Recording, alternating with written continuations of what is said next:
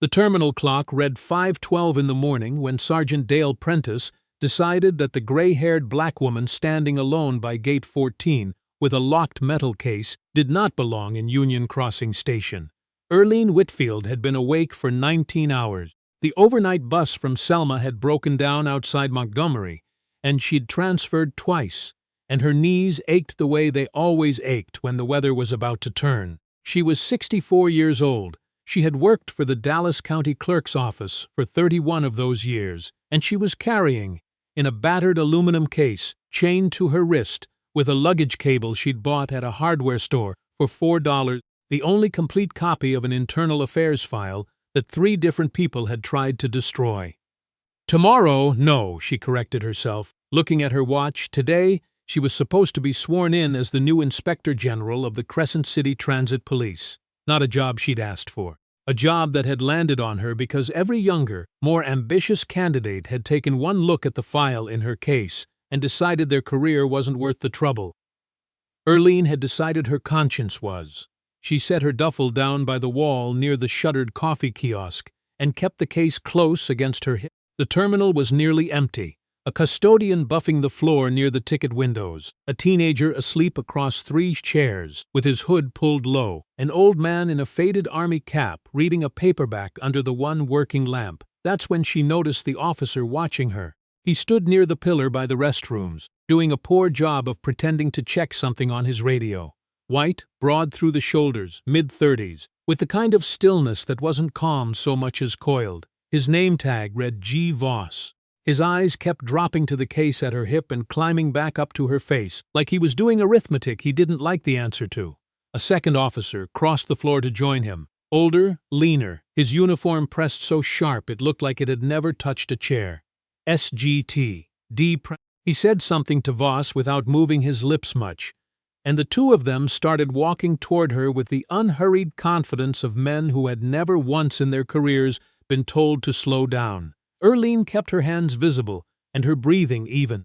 Her late husband had been a postal carrier for 26 years in a neighborhood where every white woman who didn't recognize him called the police at least once. And he used to say the same thing every single time he came home shaking with the rage he wouldn't let himself show on the route. Don't give them a single thing to point to. "Morning, ma'am," Prentice said, in a voice built for customer service complaints, not greetings. "That's a serious-looking case you've got chained to yourself there." "Good morning, Sergeant." Earlene had read his name tag and used it on purpose. People who used your rank back at you tended to throw men like this off their rhythm, just slightly. "It's department property. I'm transporting it under chain of custody, department." Voss repeated the word like it tasted strange. "Whose department? That's not information I'm able to share with you at this time, officer." The 2 men exchanged a look. It was a look Earlene had seen variations of for 6 decades, in courthouse hallways, in grocery store parking lots, in the eyes of a loan officer who'd once told her, very politely, that her 30 years of steady employment wasn't quite the kind of stability the bank was looking for. "See, that's the thing," Prentice said, stepping in closer, close enough that Earlene could smell the burnt gas station coffee on his breath. "We got an alert this morning. Unaccompanied woman, unusual luggage, behaving evasively near the platform. You're going to have to open that for us. I haven't seen any such alert, and I'm not behaving evasively. I'm standing still, holding my own property. That case chained to your wrist like that," Voss said. "That's not normal. People don't chain their luggage to themselves unless they're hiding something, or," Earlene said, and here her voice did not rise, did not waver, simply laid the fact down like a card on a table. "Unless what's inside it is valuable enough that losing it would be a problem far bigger than either of you understand right now." That should have given them pause. It didn't. Men like Prentice did not hear caution in a calm voice from a 64-year-old black woman in a cardigan. They heard insolence. "Ma'am, I'm going to need you to unlock that case right now," Prentice said, "or we will cut that cable and open it ourselves. I have not consented to a search, and you have not articulated reasonable suspicion. I'd like to speak with your watch commander."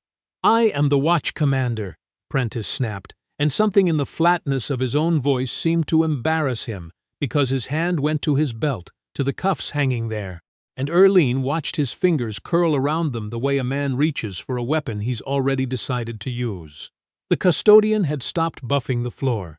He was a heavy-set man in his 50s with a name patch that read "Oh Murmur," and he was standing very still near the wall, watching, his rag forgotten in his hand. "Sir, I'd like you to step back," Earlene said to Prentice, and for the first time there was iron in it.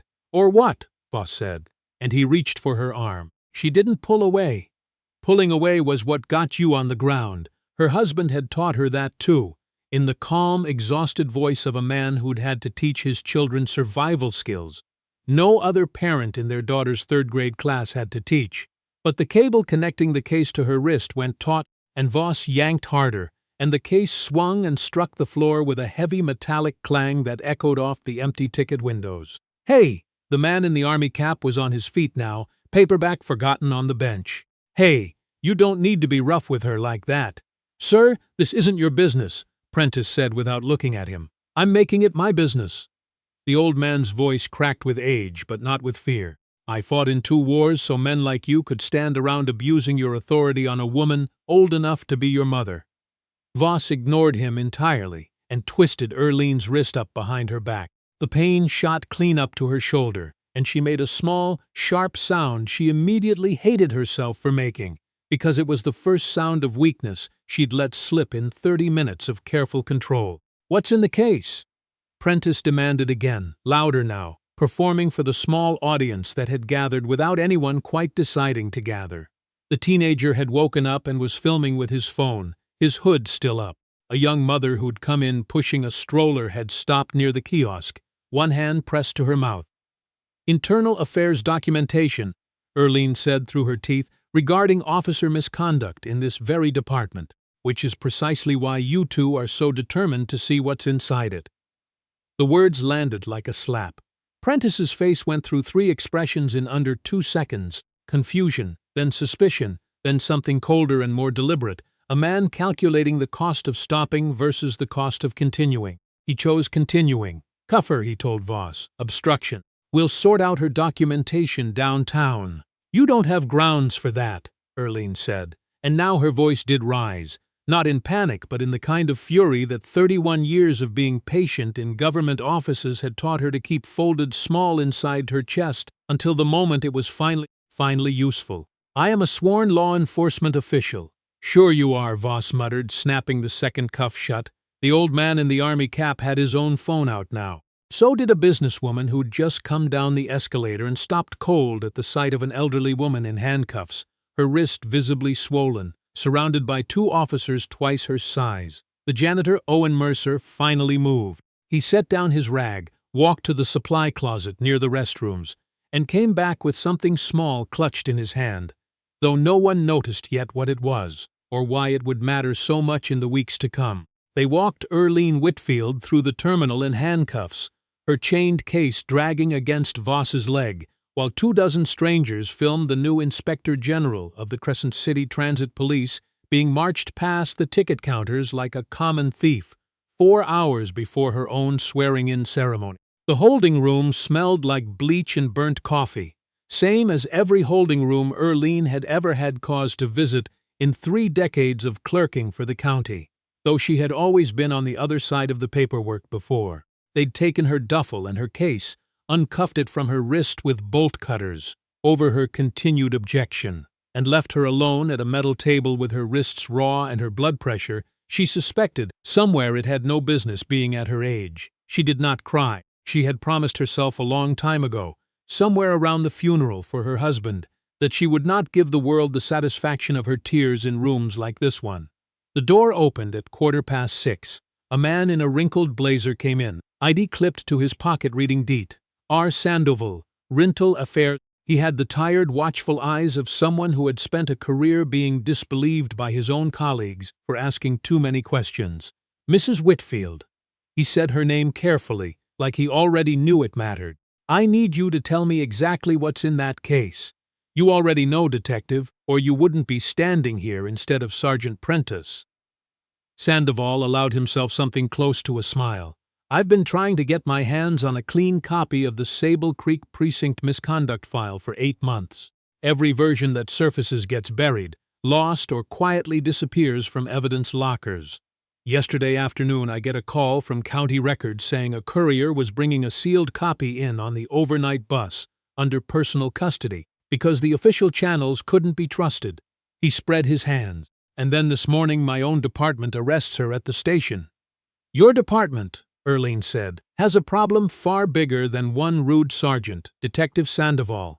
That file documents 9 years of falsified incident reports, 2 assault settlements paid out of a slush fund instead of department insurance to keep them off the books, and at least one case where evidence against an officer's own son was deliberately lost. She lifted her chin. I didn't ask to be the one carrying it.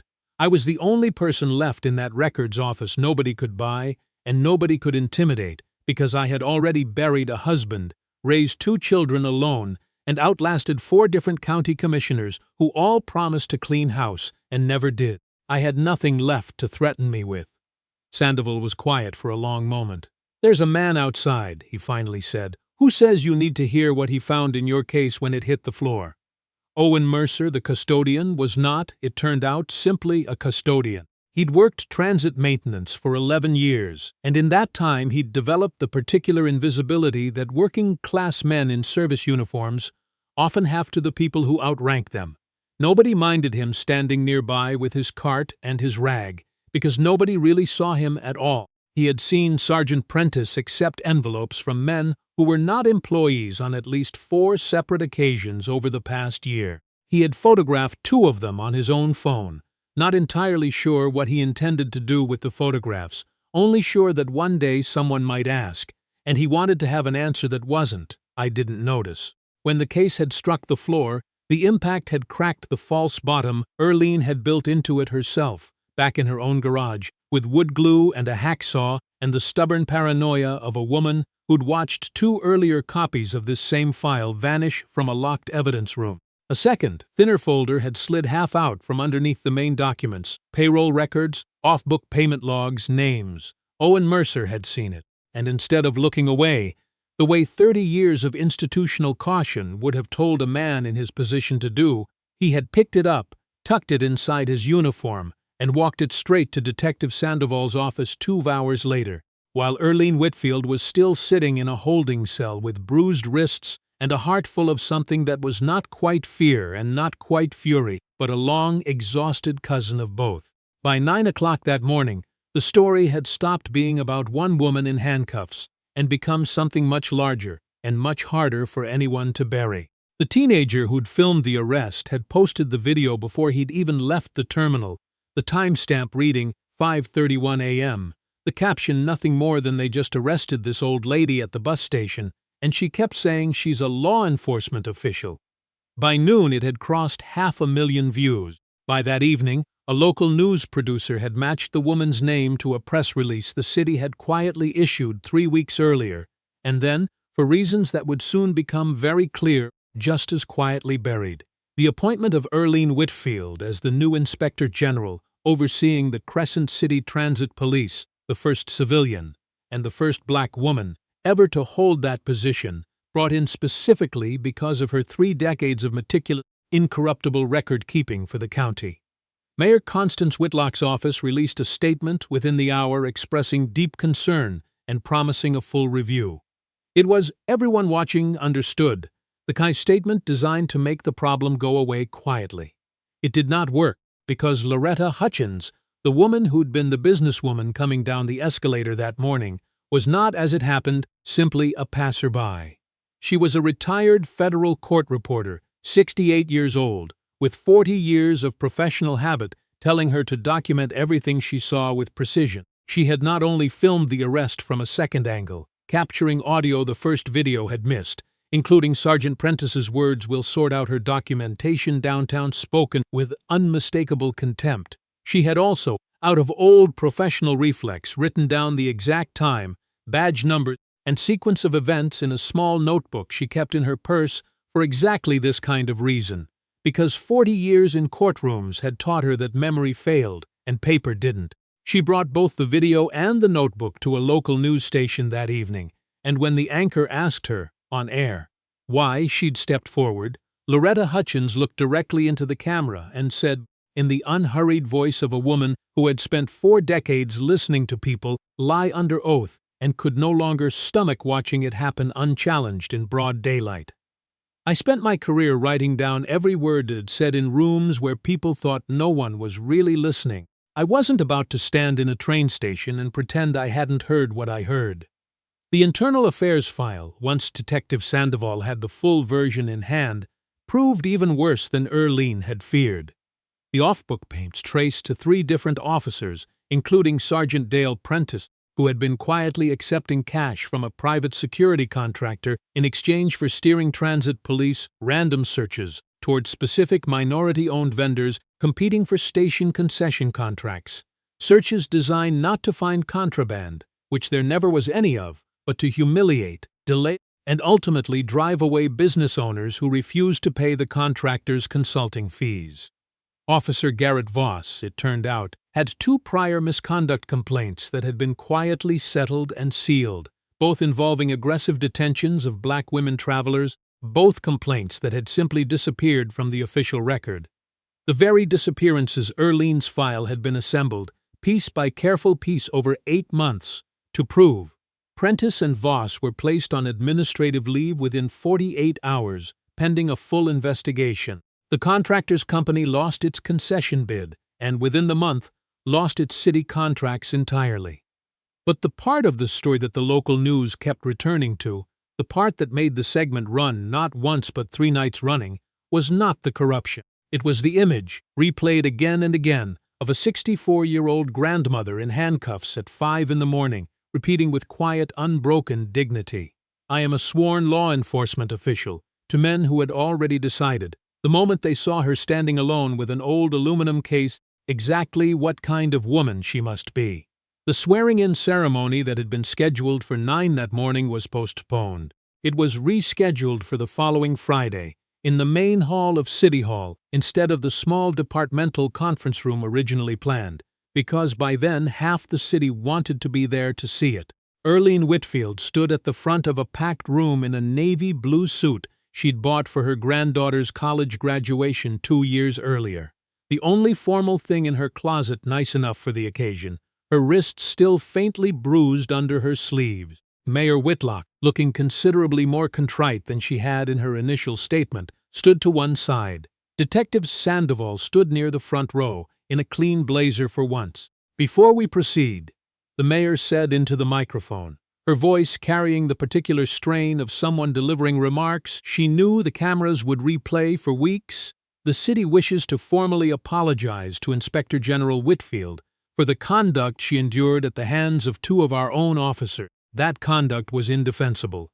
It was also, we now understand, exactly the kind of institutional failure she was appointed to root out. And her own arrest has become, however painfully, the clearest possible evidence of why this position exists at all." There was applause, the kind that started uncertain and grew, scattered at first and then sustained, transit workers in the back rows standing, a few of them wiping their eyes. "I'd like to recognize 3 people," the mayor continued, "without whom this morning's reckoning would never have happened." She turned to Owen Mercer, who stood awkwardly at the side in a borrowed sport coat, clearly unused to being looked at by a room full of people. Mr. Mercer's 11 years of quiet, careful work for this city, and his courage this week, will not go unrecognized. Effective immediately, he is being offered a position as Senior Compliance Liaison within the Inspector General's office, a job created specifically because we need people who notice what others walk past. Mercer ducked his head, embarrassed, while the room applauded. "Mrs. Hutchins," the mayor went on, and Loretta Hutchins, sitting in the 3rd row in a cardigan the same shade of navy as Earlene's suit, nodded once, with the composure of a woman who had spent 40 years in courtrooms and was not about to be flustered by one more. "Her documentation will be entered into the permanent investigative record, and this city owes her a debt it cannot fully repay with applause alone." "And Detective Roy Sandoval," the mayor said finally, "whose persistence on this case cost him 2 passed-over promotions, and by his own account more than a little departmental goodwill. Today, he becomes the founding head of the newly established Independent Misconduct Review Unit, reporting directly to the Inspector General's office with full investigative authority and protection from local command interference." Sandoval, not a man given to public emotion, simply nodded, his jaw tight. Then it was Earlene's turn. Judge Adele Foster, brought in from the federal circuit specifically so there could be no appearance of local political interference, stepped forward with the oath in hand. Her voice was clear and unhurried. "Do you solemnly swear to faithfully execute the duties of Inspector General of the Crescent City Transit Police and to the best of your ability to investigate, expose, and correct misconduct within this department, regardless of rank, tenure, or political consequence?" "I do," Earlene said, and her voice did not shake. "Do you swear to treat every traveler who passes through this city's transit system, rich or poor, young or old, citizen or visitor, regardless of the color of their skin or the clothes on their back, with the same dignity you yourself were denied 4 days ago?" "I do," Earlene said again, and this time something in her throat caught, just slightly, before she steadied it. "Then, by the authority vested in this office," Judge Foster said, "I confirm you as Inspector General, with full authority to investigate, reform, and hold accountable every officer under this department's command." The applause that followed was not polite. It was loud and long, and it came from transit workers who had spent years watching supervisors like Prentice operate without consequence, from black commuters who had their own stories of being stopped for nothing more than existing in the wrong place at the wrong hour, from an old man in an army cap standing near the back, clapping with both hands raised over his head like he was at a revival instead of a city hall ceremony. Earlene Whitfield stepped to the podium. She did not have prepared remarks. 31 years of clerking for the county had taught her that the truest things were rarely the ones written down in advance. 4 days ago, she said, 2 officers of this department decided, in under 30 seconds, that an old woman standing quietly with a locked case did not deserve an explanation, did not deserve respect, and did not deserve the benefit of the doubt that any other traveler in that station would have been given without a second thought. They were wrong. But I want to be very clear about something. She paused, letting the room settle. They were not wrong because I happened to be the new Inspector General. They would have been just as wrong if I had been exactly who they assumed I was, an ordinary woman with no title at all, just trying to get home. Authority is not what makes a person deserving of dignity. It never was. It never will be. She announced in the plain, unornamented voice of a woman who had spent her whole career writing things down, precisely so they couldn't later be denied. 3 immediate changes. A civilian complaint review board with full subpoena power.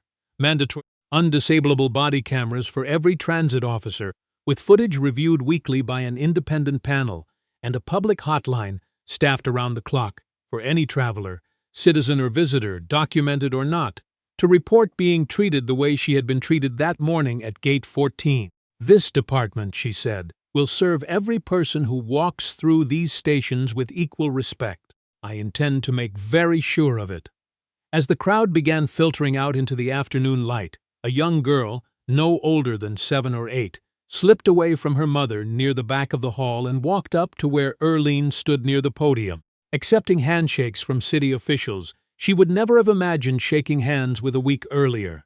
The girl looked up, first at the new gold pin on Earlene's lapel, then at her face, with the particular bluntness only children manage. "Are you the boss now?" the girl asked. Earlene knelt down, slow, her knees protesting the way they always did until she was eye level with the child.